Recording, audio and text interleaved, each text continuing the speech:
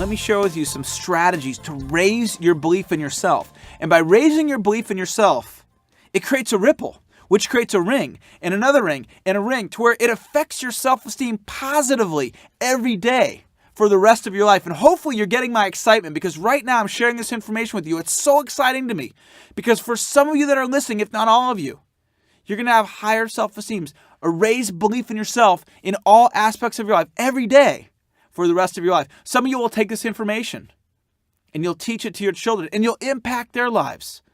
It's called the law of belief. The law of belief is whatever you tell yourself over and over and over again, you will eventually believe. The law of belief is whatever you tell yourself over and over and over again, you will eventually believe. Okay, write that down in your journal. Whatever you tell yourself over and over and over again, you will eventually believe. Okay, now what I just shared with you, this is why you have to listen to these tapes 7 times. Because that concept is so powerful. I need that concept to be in your subconscious. I need you to own that idea, because this idea can help increase your self-esteem and belief for the rest of your life. Because would you agree that I think a little differently now than when I worked at McDonald's 10 years ago? You're darn right I do. I have a joke that I tell people. I say, you know what kind of people work at McDonald's? They go, no, Eric, what kind of people work at McDonald's? And here's my punchline. People that apply. People that apply. You see, you can't work at McDonald's unless you apply. And some people, I'll speak for myself, apply at McDonald's because they have low self-esteem. I said, where can I get a job where I don't have to be somebody? I can just walk in and get a job. I don't have to wear fancy clothes. And as I thought that thought, I drove by a McDonald's. I did a U-turn and I pulled in and I applied for that job. If I had had higher self-esteem, I would have earned a higher income, but I didn't have the self-esteem. So I went and I worked at McDonald's. These techniques will teach you how to raise your belief in yourself. I believe that my organization will have a bigger impact on the profession of selling than any company in the history of the world. Now, whether it does or doesn't, the fact that I believe that drives my behavior. What if you could develop that type of self-esteem in yourself and in your sales career? Sales superstars absolutely believe in themselves. They believe in their product. They believe in their company. They believe in what they do. And they believe they are superstars or can become superstars. But here's what some people tell themselves. Remember, the law of belief is whatever you tell yourself over and over and over, you'll eventually believe. They say things like this. I'm not good at sales. I'm not good at sales. I'm not good at sales. I'm not good on the phone. I'm not good on the phone. I'm not good on the phone. I'm not good at referrals. I'm not good at referrals. I'm not good at referrals. I'll never lose the weight. I'll never lose the weight. I'll never lose the weight. My relationships never work. My relationships never work. My relationships never work. I'm going to get a divorce. I'm going to get a divorce. I'm going to get a divorce. And we're constantly talking to ourselves. And based on that self-talk, it creates our beliefs. One of the things that I learned from Dr. Moyne is that we can speak to ourselves at up to 500 words per minute. We're constantly talking to ourselves. If you've ever seen the movie Austin Powers, Austin has the little mini me. Well, we all have like this little mini me in the back of our head. And our little mini me is constantly talking to us.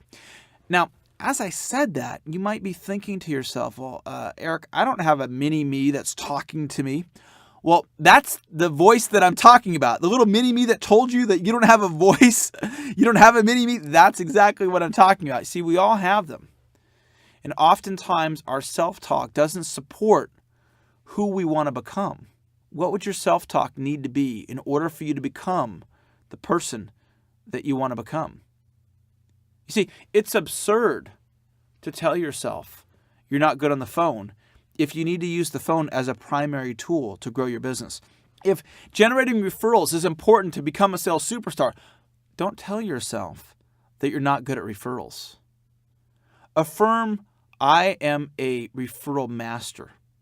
Or at least each day I'm getting better and better at referrals. Each day I'm improving in the area of time management. Or I am a time management master. And you simply tell yourself this over and over and over again and literally reprogram your subconscious mind for success. Change begins in language. Change begins in language. If you tell yourself, I'm not good at sales, you will never become a sales superstar. Okay, get what I just said. If you tell yourself, I'm not good at sales, you will never become a sales superstar.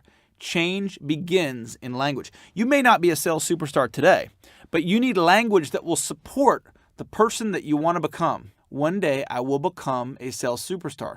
Each day, I'm getting closer and closer to becoming a sales superstar. I am a selling master. I am a master of sales. Language it in a way that supports your success. Let me share with you a strategy on how to double the amount of money that you believe that you can make on a monthly basis.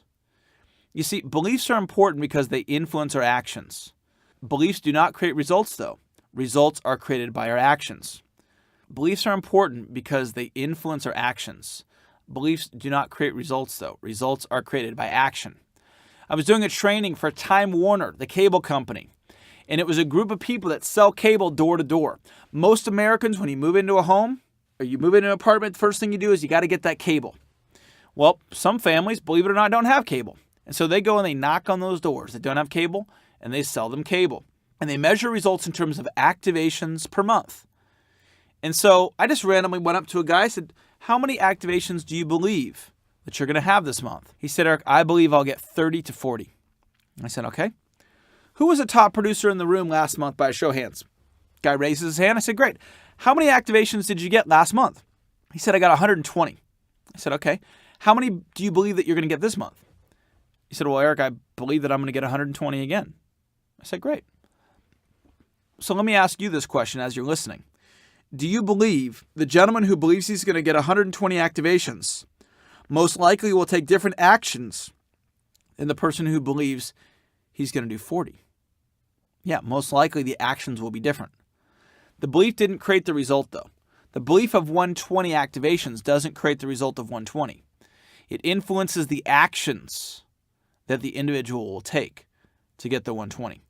So here's a strategy to raise your belief in the amount of money that you believe you can make on a monthly basis. In fact, it will teach you how to double the amount of money that you believe that you can make. And I was sharing this strategy with a coaching client of mine, a woman named Jandy Guerrero, one of my top coaching clients. I was doing a coaching call with her, and I asked her, she's a loan officer, and I said, what's the most amount of money you believe that you could earn in a month? And she said $5,000. I said, okay. Would you like to learn how to double the amount of money you believe you could earn in a month? And she says, well, sure. I said, great. Double 5,000, 10,000. Tell yourself that you're going to earn $10,000 in a month. And so she's told herself, okay, I'm going to earn $10,000 a month. She said it to herself.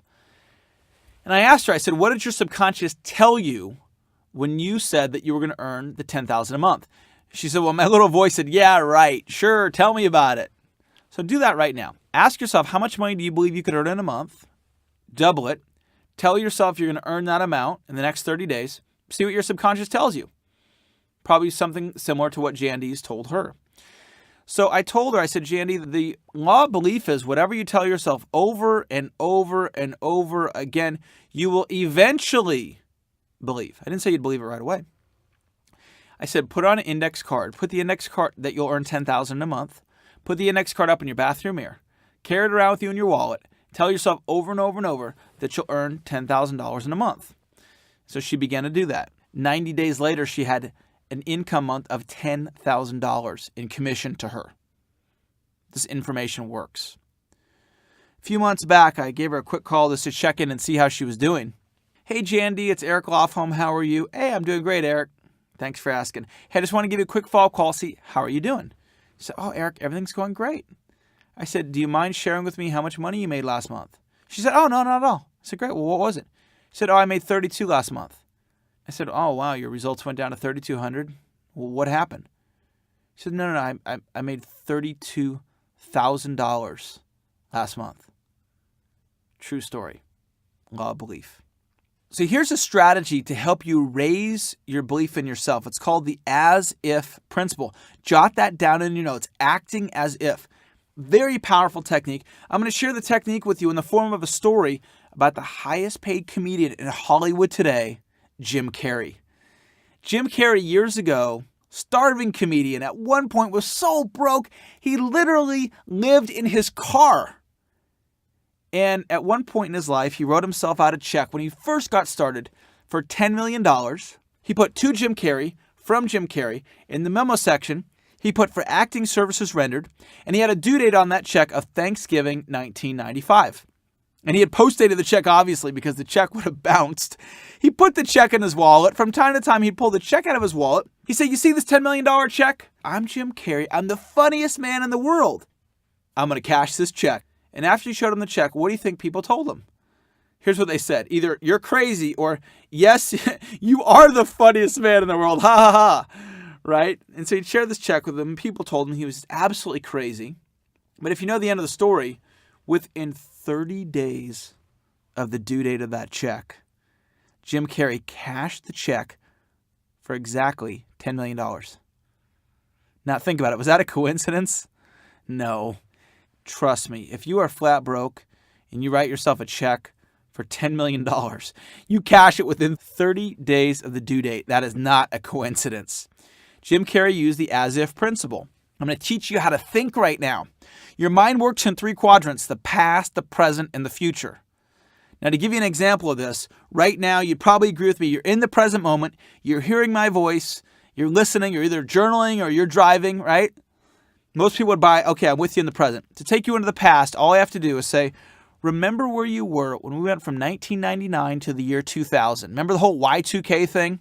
Where did you celebrate New Year's? You're saving up the bottles of water, the canned goods, the world was going to blow up. Well, where did you celebrate New Year's when we went from 1999 to the year 2000? You probably were able to remember that. And that's an example of your mind going into the past. To take you into the future, I want you to imagine going to work tomorrow. Whether it's in your home office or you're going to drive, imagine going to work. Most of you can do that. That's an example of putting your mind into the future. And what Jim Carrey did is he put his goal in the future. A goal, by definition, always exists in the future. If you already had it, it would be in the present moment. It would no longer be a goal. It would be a goal achieved. Jim Carrey put the check out in the future. The way he brought the goal from the future to the present is with a question. Remember, your brain will answer whatever question you ask yourself. This question was worth $10 million to Jim Carrey, so you might want to jot this one in your journal. The question is this: if I absolutely knew that I was going to cash the $10 million check, Thanksgiving 1995, what would my actions be today? If I absolutely knew that I was going to cash the $10 million check, what would my actions be today? Jim Carrey got a series of actions that he would need to take in order to cash that check. And he began to act as if he would cash that check. Thanksgiving 1995 rolled around. He cashed the check. Interesting point. Did he ask himself, do I believe I can cash this $10 million check? No, he didn't. He said, if I was going to, what actions would I take? You see, I don't ask myself, do I believe that my organization will have the biggest impact on the profession of selling in the history of the world? If I was going to do it, what would my actions be? And I go out and I take those actions on a daily basis. So put your goal out in the future. Do you want to become salesperson of the year? Do you want to make $100,000? Do you want to double your referrals? What's your goal? Put it out in the future. I'm teaching you to think, thought process. If you were going to do that, what would your actions be today, tomorrow, until you achieve the goal? I was on a coaching call with a gentleman in commercial real estate. He said, Eric, I want to make $500,000 in the next 12 months. I said, great. Are there people in your industry that currently make $500,000 a year? He says, there are. I said, great. Let me ask you a question.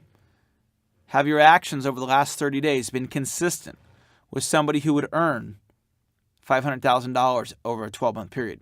He said, no. I said, okay, then you can't have the goal. Have your actions over the last 30 days been consistent with the sales results that you would like to accomplish, with the health results that you would like to accomplish, with the relationship results that you would like to accomplish? If the answer is no, make a decision today to take the actions that a person would take in order to achieve those results. What would the actions be of a person in your shoes who would become a sales superstar? Take those actions and you will become a sales superstar. Highly successful people all come up against adversity. It's not like you're the one going through all the struggle and the challenge, and the successful people, they don't have to go through the struggle and the challenge. As I shared with you earlier, my wife and I, at one point, we separated. I went through personal bankruptcy. I had my first company failed. There's many adversities that I've had in my life. Go to any successful person, and they too have had tremendous adversity. The difference between highly successful people and the rest, the difference between sales superstars and the rest, is one of the differences is how they handle adversity. And this is a technique that will help you deal with adversity, help you deal with the mental thought process of adversity. It's a very famous story. It's called The Wealthiest Man in the Village. And there's a man, and he happens to be the wealthiest man in the village because he has a horse. And no one else in the village has a horse. And he uses the horse for transportation and to help him plow his fields. So he's the wealthiest man in the village. Then one day his horse runs away. And the other villagers, they hear of this. And they tell him he's now the unluckiest man in the village because he lost his wealth. And his response is, well, maybe. A few weeks pass, and the horse comes back with 2 other horses. So now he has triple the wealth. And the villagers hear of this amazing story, and they come and they tell him, you're the luckiest man in the village. You now have 3 times the wealth. And his response is, well, maybe. His son gets on one of the horses the next day, the new ones, and it's a wild horse. No one's ever been on the horse before. And the horse bucks his son off, and he breaks his arm and he breaks his leg. And now the son can't help him in the fields anymore. And the villagers hear of this, and they say, you're the unluckiest man in the village. Your son can't help you in the field. And his response is, well, maybe. And a few weeks later, war breaks out. And they recruit all the young men from the village to go to war, except one, his son, because he has a broken arm and a broken leg. And he spared potential death. And some of the villagers heard that his son was spared potential death, and they tell him, you're the only son that does not have to go to war. You're the luckiest man in the village. And his response again is, well, maybe. You see, as you come up against adversity, you don't know if it's good or bad until the story plays out. But it takes a while for the story to play out. Napoleon Hill's famous quote is, with every adversity, there's a seed of equal or greater benefit. With every adversity, there's a seed of equal or greater benefit. This is the mindset of a sales superstar. Now, I want to share with you a powerful story about a salesperson, a sales trainer, who has overcome tremendous adversity and become unstoppable. And he's a good friend of mine. His name is Brett Figueroa, and we used to work together with Anthony Robbins. And Brett, like myself, wanted to become a trainer for Tony. And they wouldn't hire him because he didn't have enough experience. And he was relentless in his pursuit of being hired. They said, well, we're not going to hire you. And it basically came down to this. What would need to happen in order for me to be hired? And they said, well, you'd have to set your own appointments. You'd have to provide your own transportation, and you'd have to provide your own housing. Because the way the deal worked with Tony was Tony would provide the housing, the cell phone. He'd provide appointments. And they told Brett, you're unproven, so we're not going to give you any of that. What made matters worse for Brett is he didn't have a car. So they were willing to hire him, but he didn't have a way to get to his appointments. So when he was first hired, believe it or not, he used to take a bus to his sales calls. Here's a person that's determined. And he wasn't very good in the beginning because he didn't have the sales skills, but he was driven. He was determined to succeed. And eventually Brett worked his way up to where he became a part of the team. And now the company was willing to pay for his transportation and housing and provide him sales appointments. But his results still weren't very good. And then he was put on quota probation. And then he'd have an okay cycle, and then he'd have another down one. He's put on a quota probation again. And this went on for about 2 years. And he was consistently amongst the bottom third of the producers. But Brett was relentless, and Brett was unstoppable. And he continued to persevere. And he would not take no for an answer, and he would not allow himself to not be successful. And before I left the organization, Brett set a company sales record. He earned close to $100,000 in commissions over a 3-month period and had the highest income during one sales cycle in the history of the company. Brett dealt with adversity. He overcame adversity.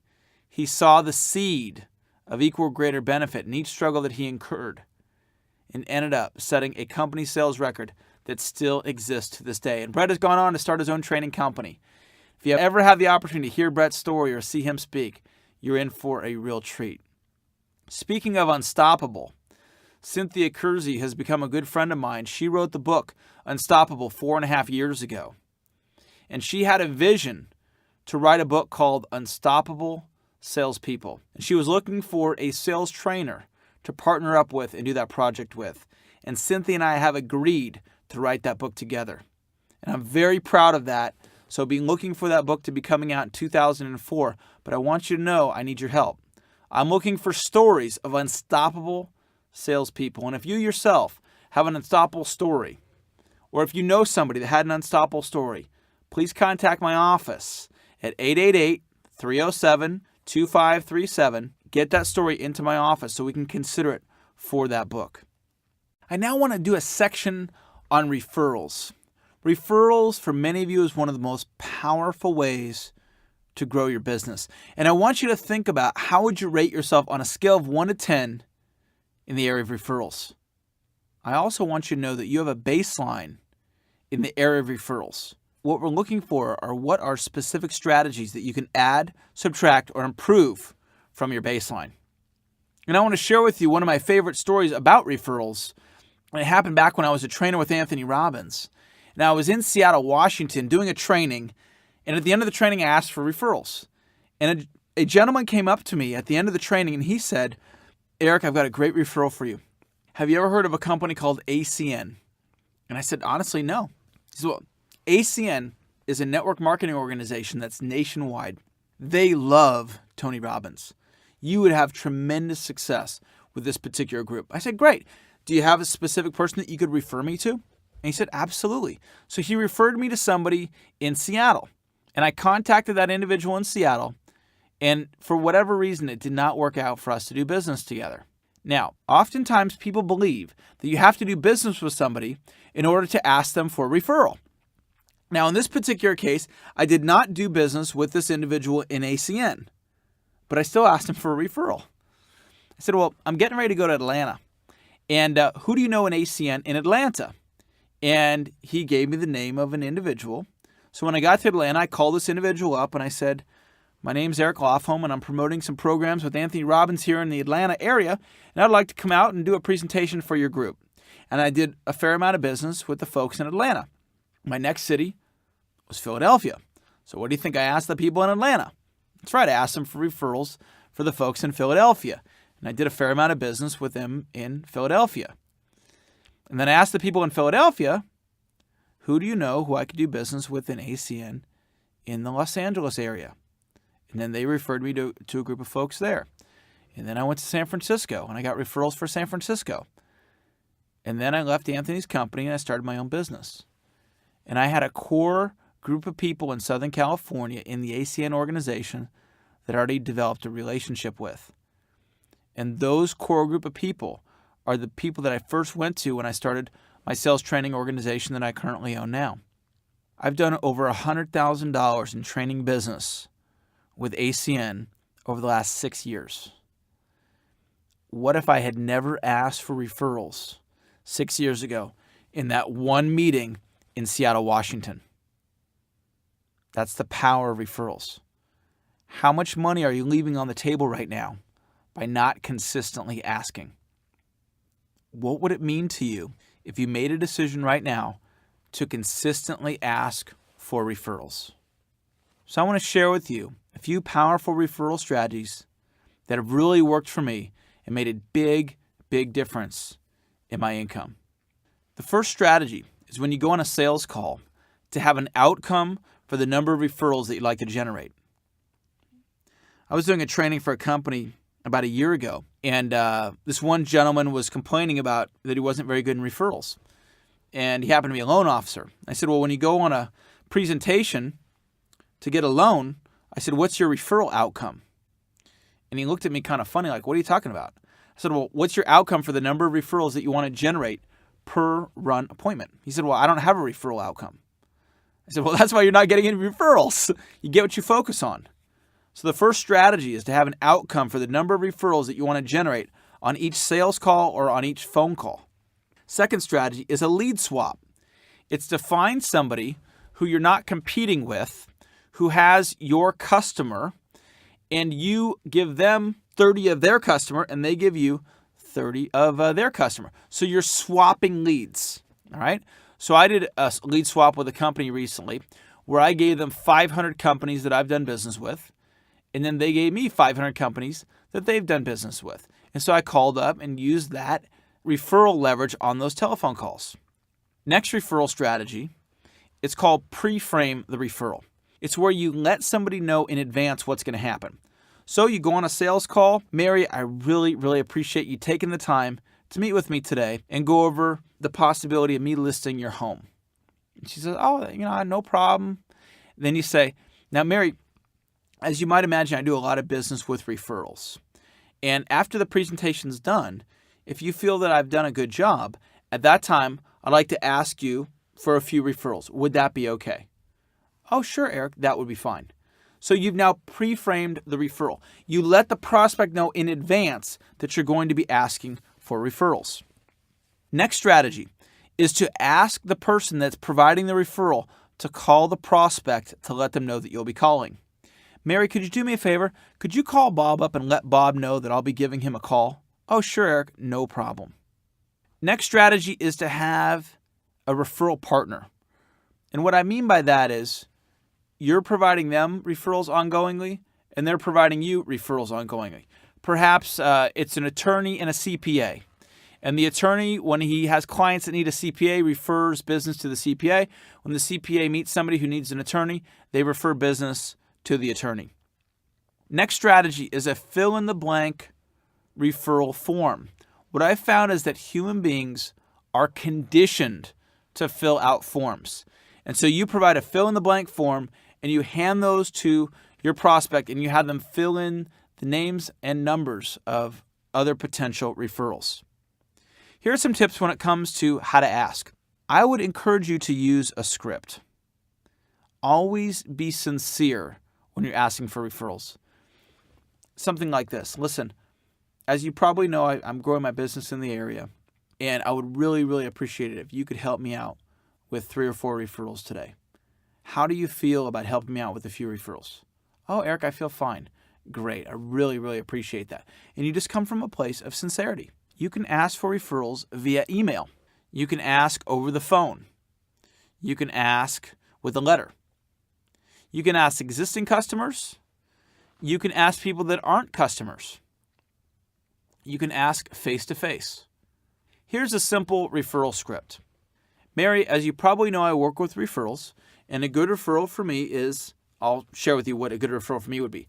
A sales manager with 6 or more people anywhere in the United States. When you think of a good referral, think of people you've done business with, companies you've worked at in the past. Think of where your spouse works. Of everyone you know, who would be the best referral for me? So now that I just shared that, I'm asking you right now, would you help me with a few referrals? The type of referrals I'm looking for are sales managers anywhere in the United States or network marketing leaders that have 6 or more people. The bigger the sales force, the better. If you know somebody who you feel would be a good referral for me, I would really appreciate it if you would either call my office or send me an email. My email is eric@ericlofholm.com, ERIC@Eric, ERIC, LOF like Frank, HOLM like Mary, or phone me at 888-307-2537 at extension 16. If you have a referral, I'd really appreciate it. Referrals are important. Make a decision to improve in the area of referrals. Ask yourself, how would a sales superstar approach referrals?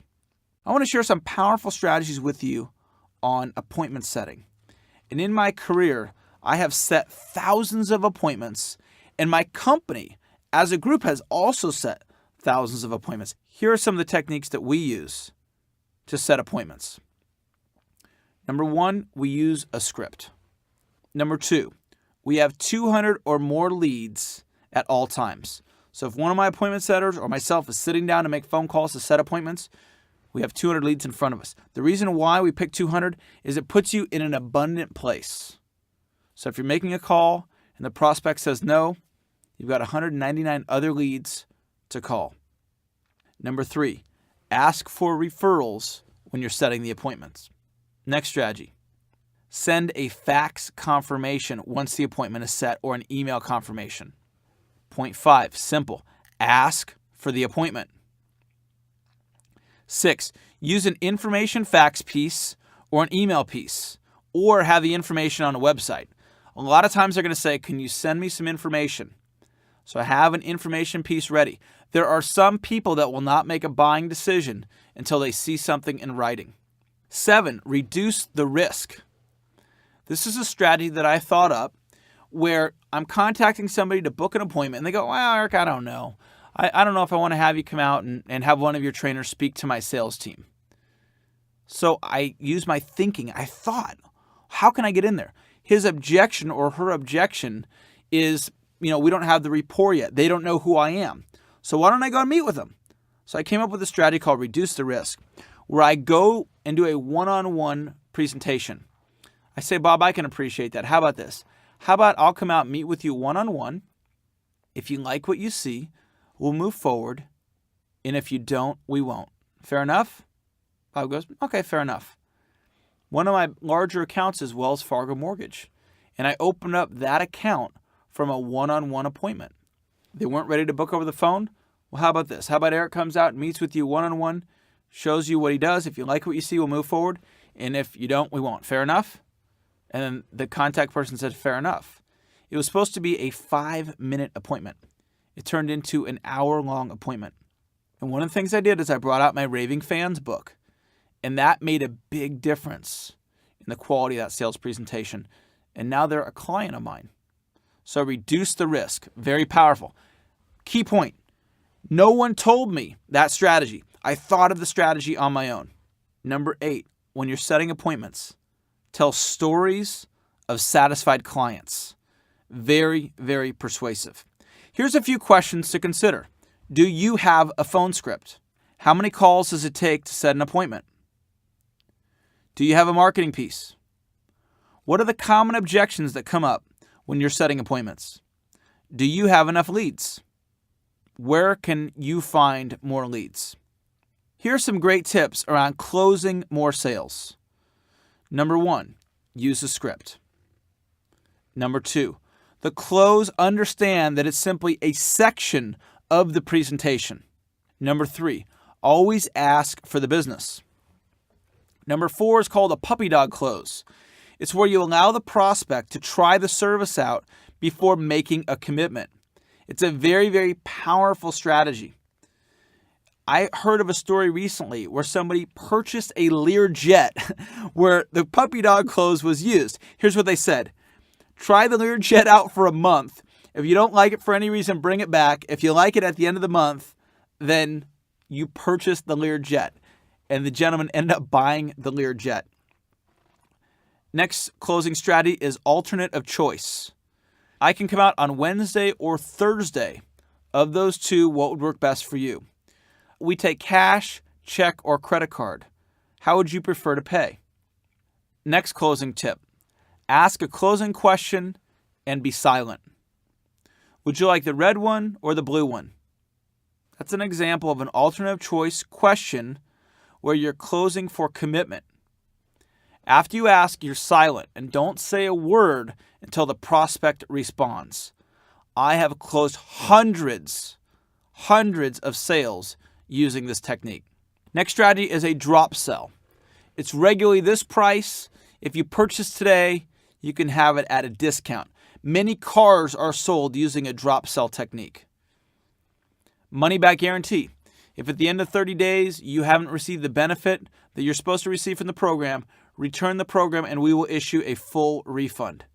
Down payment close. Put $200 down today. Put $1,000 down today. Put $50 down today. That locks in your price. So you get payment up front. That's called a down payment close. The next one is a future commitment close. So you're agreeing to move forward a week from Tuesday. They have some reason that they're unable to move forward today, so you get their commitment at some future date. Next one is an encouragement close, and I learned this from master sales trainer Ben Gay. As I mentioned earlier, one of the nicest people you ever meet, and he has phenomenal sales content. One of his techniques is after you've delivered the presentation and you ask them for the business and they haven't yet responded, you simply say, "Why don't you give it a try?" Or you say, "I think you should do it. Go ahead and give it a shot." And you just give them little words of encouragement. Very, very persuasive when you have somebody right on the fence. The last technique for closing is to offer different payment options. Remember that in the close, everything counts. The rapport that you develop at the beginning of the sales presentation counts. Having third-party endorsement counts. The marketing counts. Showing up on time counts. The clothes that you're wearing count. Everything counts. Rapport is the cornerstone of the sales process. Everything counts. Focus during the close. Focus on the prospect. Really listen to the prospect during the close.